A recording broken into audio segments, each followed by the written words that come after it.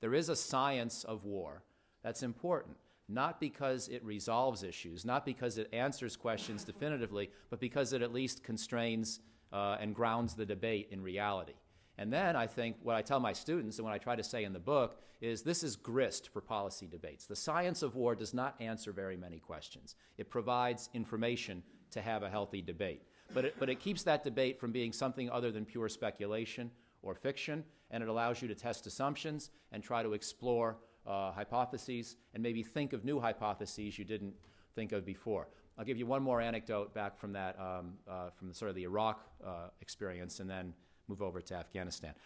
Back in 2002, when we were thinking of invading Iraq, I did an article which appeared in Orbis magazine, and then I have some of it summarized in the book, and I was asked to estimate the casualties from the invasion.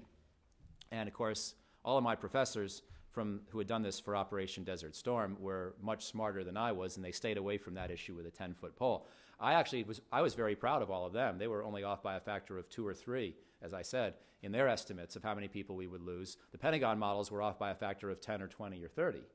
And certainly there was no doubt about the outcome or the duration of the war. And so, you know, I thought military modeling did have something to offer. And so I said, sure, I'll take a crack at this. Now, my methodology for predicting this war and its outcome was wrong. I got it wrong. But in other words, I thought that the war would not lead to a 6-year or 4-year long insurgency. However, the discipline of using analytical methods to try to think through plausible scenarios and try to think through a relatively optimistic outcome and a relatively pessimistic outcome did lead me to estimate that we could easily lose several thousand people in the course of the war. Now, I thought that would be within a few months, not within 6 years.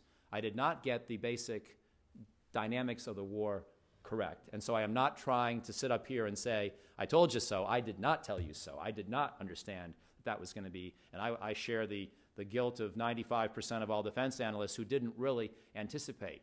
However, I did wind up with 2 observations that I thought were important. One, we could lose several thousand fatalities in this war, and we better be ready for that.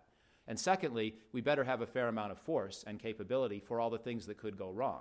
So on those 2 fundamental policy points, I think I got it right. And the methods that are in this book are part of what forced me to go back to keep asking, well, what's a pessimistic case? What's a reasonable, plausible, pessimistic case?